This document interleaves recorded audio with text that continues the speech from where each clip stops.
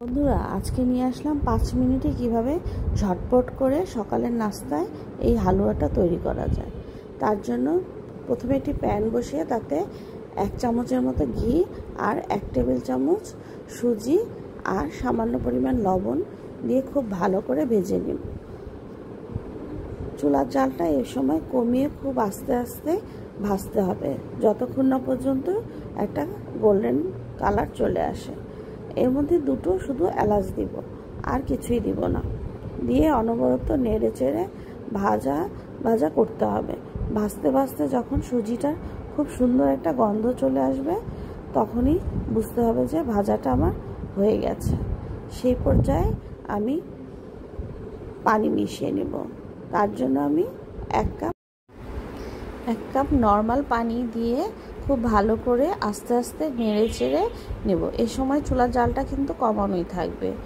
এভাবে আস্তে আস্তে নাড়তে নাড়তে পানিটা যখন ফুটে উঠবে তখন তাতে দিয়ে দিব চিনি। এখানে আমি যেহেতু 1 টেবিল চামচ সুজি নিয়েছি তার জন্য আমি এখানে 2 টেবিল চামচ চিনি দিয়ে দিব।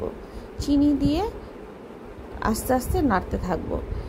এ সময় পানিটা কিন্তু নাড়তে নাড়তে কমে আসবে। এই সুজি রান্নাটা কিন্তু খুবই সহজ। পানিটা আন্দাজ মতোই দিতে হবে। বেশি পানি দিলে চুলায় অনেকক্ষণ বেশি রাখতে হবে, আর কম পানি দিলে অল্প পানিতেই নেড়ে চেড়ে সুজিটা নামানো যাবে। তার জন্য আমি অল্প পানি দিয়েই নামিয়ে নিব। এই তো আমার সুজিটা কিন্তু ঘন হয়ে আসছে। আপনারা যদি বেশি ঘন পাতলা খেতে চান তাহলে একটু পাতলা পাতলা রাখবেন, আর যদি একদম শক্ত করে ফেলতে চান তাহলে একটু টানা অবস্থায় নামিয়ে প্লেটিং করলে দেখবেন শক্ত হয়ে যাবে। আমি যেহেতু বেশি শক্ত খাবো না, একটু নরম নরম খাবো, সেজন্যই একটু নরম নরম করেই নামিয়ে নেব। সাধারণত হোটেলগুলোতে এরকম পাতলা ধরনের সুজি কিন্তু সকালে নাস্তায় সার্ভ করে থাকে। আপনারাও একটু সময় নিয়ে ঘরের জন্য এরকম একটা হালুয়া তৈরি করে ফেলতে পারেন। খুবই সহজ এবং খুবই ঝটপট।